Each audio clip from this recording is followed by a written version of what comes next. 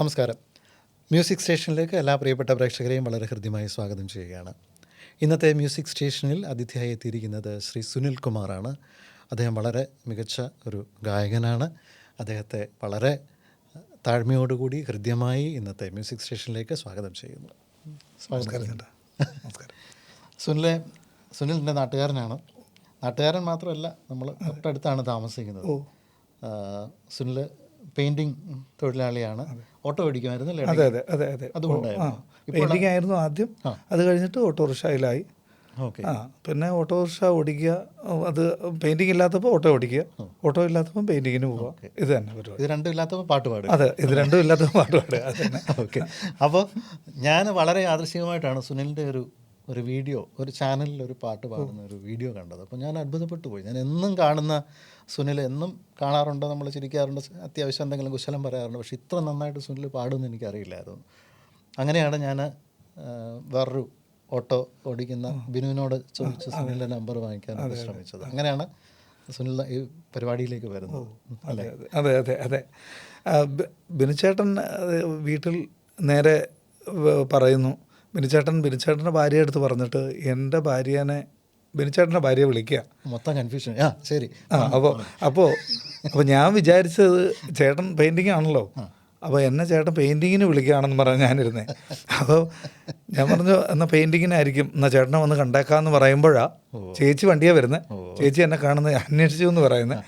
അങ്ങനെ വരുമ്പോഴാണ് ചേട്ടൻ പറയുന്നത് ഇതുപോലൊരു പ്രോഗ്രാം നടക്കുന്നു, വരിക, ശരി, വന്ന് അതിനകത്ത് വരണമെന്ന് പറയാം. അപ്പോൾ എന്തായാലും സന്തോഷം സുനിൽ. ഇവിടെ എത്തി സുനിൽ, മുമ്പിലെത്തി. അപ്പോൾ ഇനി സുനിലിൻ്റെ പാട്ട് ആ ചാനലിൽ ഞാൻ കണ്ടതേ ഉള്ളൂ, അല്ലാതെ നേരിട്ട് കേട്ടിട്ടില്ല. അപ്പോൾ ആദ്യമായിട്ടൊരു പാട്ടോട് കൂടി നമുക്ക് ഐശ്വര്യമായിട്ട് തുടങ്ങാം. ആയിക്കോട്ടെ. ഏതാ പാടുന്നത്? വെള്ളാരം കുന്നുമേലെ എന്ന് പറയുന്ന ആ പാട്ട് പാടാം. ശരി, ആയിക്കോട്ടെ. ശരി ശരി.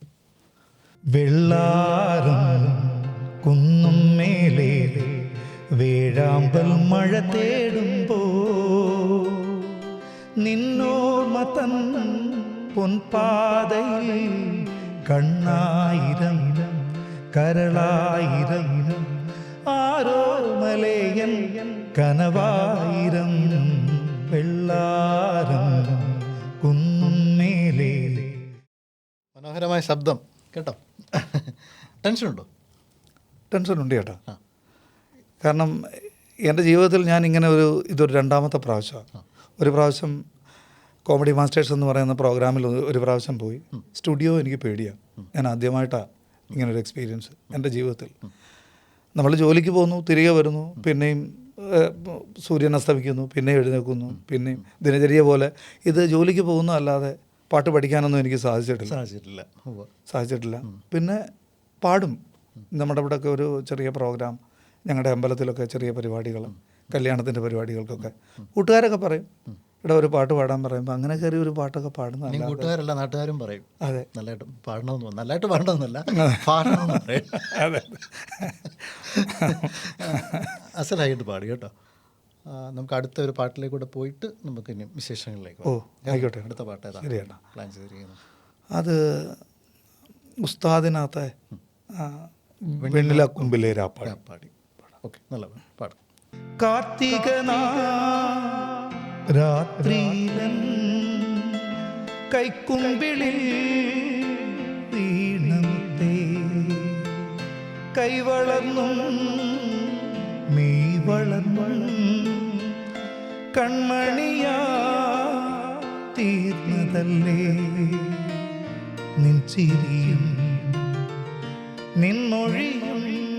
സുനിലിൻ്റെ പാട്ടിലൊരു ഭാവം അത് നന്നായിട്ടുണ്ട്. നമുക്ക് ഈ പാട്ടൊക്കെ പാടുന്നത് കേൾക്കുമ്പോൾ ആ ഒരു വികാരം ഉള്ളിലേക്ക് വരുന്നുണ്ട്. ആ ഒരു ഭാവം നന്നായിട്ട് വരുന്നുണ്ട്. അതൊരു വലിയ സവിശേഷതയായിട്ട് തോന്നുന്നു. എല്ലാവർക്കും ഉണ്ടാവില്ലത്, എല്ലാവർക്കും കിട്ടുന്ന കാര്യമല്ല അതാണ്. പിന്നെ ഇപ്പോൾ പെയിൻറ്റിങ് തൊഴിലാളിയാണല്ലേ? അതെ അതെ. അപ്പോൾ അതെന്ന് പറഞ്ഞാൽ നമ്മളുടെ പാട്ടുമായിട്ട് ഒരു തരത്തിലും ഒന്നിച്ചു പോകാനാവാത്ത ഒരു പ്രൊഫഷനാണെന്ന് പറയാം. പൊടി, മറ്റ് അലർജികൾ, ചൂട്, ഇതെല്ലാം അനുഭവിക്കേണ്ടതാണ്. അപ്പോൾ ആ ഒരു ജോലിയെ പറ്റി ശ്വാസം മുട്ടലൊക്കെ ഉണ്ടാകും ചേട്ടാ.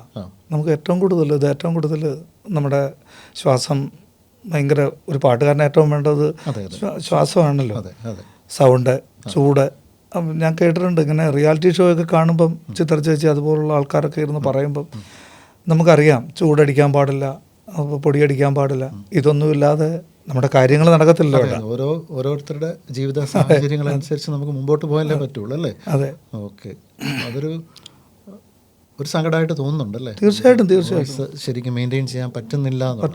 എന്നിട്ടും ഇത്ര നന്നായിട്ട് പാടുന്നു എന്നുള്ളത് മറ്റൊരു അതെ അല്ലേ? അതെ. പിന്നെ ക്ലാസിക്കലൊക്കെ കുറച്ച് കഴിഞ്ഞ് ഇപ്പോഴാണേലും പഠിക്കാൻ തുടങ്ങിയിട്ടുണ്ടോ? അങ്ങനെ ഇല്ല പഠിക്കണമെന്ന് എനിക്ക് ഭയങ്കര ആഗ്രഹം ഉണ്ടായിരുന്നു. പക്ഷേ നമ്മുടെ സാമ്പത്തികം നമ്മുടെ തീരെ ഭയങ്കര ബുദ്ധിമുട്ടായിരുന്നു ചെറുപ്പത്തിലൊക്കെ.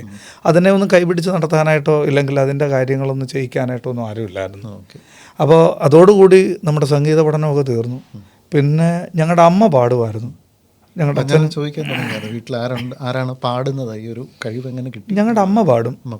ഞങ്ങളുടെ അമ്മ പാടുമായിരുന്നു. പിന്നെ അമ്മാവന്മാരൊക്കെ പാടും. വലിയ പാട്ടുകാരല്ല, എന്നാലും അത്യാവശ്യം പാടും. അങ്ങനെ പിന്നെ അങ്ങനെ കിട്ടിയതാണെന്ന് തോന്നുന്നു. ഈശ്വരാനുഗ്രഹം കൊണ്ട് എനിക്കും അങ്ങനെ ഒരു കഴിവ്, ഒരു പാട്ട് പാടാനുള്ള കഴിവ്. അതെ അതെ അതെ അതെ. നമുക്ക് അടുത്ത പാട്ടിലേക്ക് പോവാം.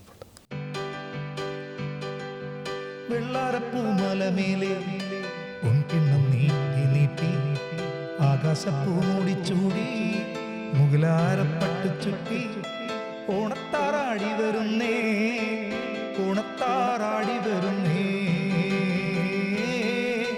വെള്ളാരപ്പൂമലമേലെ പൊൻകിണ്ണം നീട്ടി നീട്ടി ആകാശപ്പൂ മൂടിച്ചൂടി മുകിലാരപ്പട്ട് ചുറ്റി. അസലായില്ലേ? എല്ലാ പാട്ടും നല്ല വൃത്തിയായിട്ടാണ് പാടുന്നത് കേട്ടോ. പാട്ടിനൊരു നീറ്റ്നെസ് ഉണ്ട് പാടുന്നതിന്. Thank you. സുനിലിൻ്റെ അമ്മയെക്കുറിച്ച് ഇപ്പോൾ പറഞ്ഞു. വീട്ടിലാരൊക്കെയാണ്? സുനിലിൻ്റെ കുടുംബത്തെക്കുറിച്ചൊന്ന് പറയുക. ഇപ്പോൾ എൻ്റെ അച്ഛനുണ്ട്, പിന്നെ ഭാര്യ, 3 കുട്ടികളാണ് എനിക്ക്. കുട്ടികൾ. അവർക്കൊക്കെ സംഗീത വാസനയൊക്കെ ഉണ്ടോ? രണ്ടാമത്തെ പുള്ളി ഒന്ന് പാടും. പുള്ളി പാടും. പിന്നെ എല്ലാവരും എൻ്റെ വീട്ടുകാരി ഭാര്യയാണ് ഏറ്റവും കൂടുതൽ പ്രോത്സാഹിപ്പിക്കുന്നത്. അതോടൊപ്പം തന്നെ എൻ്റെ കുട്ടികളും. അങ്ങനെ എല്ലാവരും നമ്മുടെ കൂട്ടുകാരാണ്. പിന്നെ അതിൽ കൂടുതൽ ഈ ഓട്ടോ ഡ്രൈവർ ആയിരുന്നു, അത് എത്ര വർഷം മുമ്പാണ്? ഇപ്പോൾ ഫുൾ ടൈം പെയിൻ്ററാണ്, പെയിൻറ്റിങ് തൊഴിലാളിയാണ്. അതിന് മുൻപായിരുന്നു ശരിക്കും ഓട്ടോ ഓടിച്ചിരുന്നത്? അതെ. ആദ്യം സ്കൂളൊക്കെ കഴിഞ്ഞപ്പോൾ പിന്നെ സ്കൂളൊക്കെ വെച്ച് മത്സരങ്ങൾക്കും അങ്ങനെയൊക്കെ പങ്കെടുക്കുമായിരുന്നു? അങ്ങനൊന്നും പങ്കെടുപ്പിക്കാനായിട്ടോ ഇല്ലെങ്കിൽ അതിനുള്ള വേദികളിലേക്കൊന്നും ഞാൻ എത്തിയിട്ടില്ല.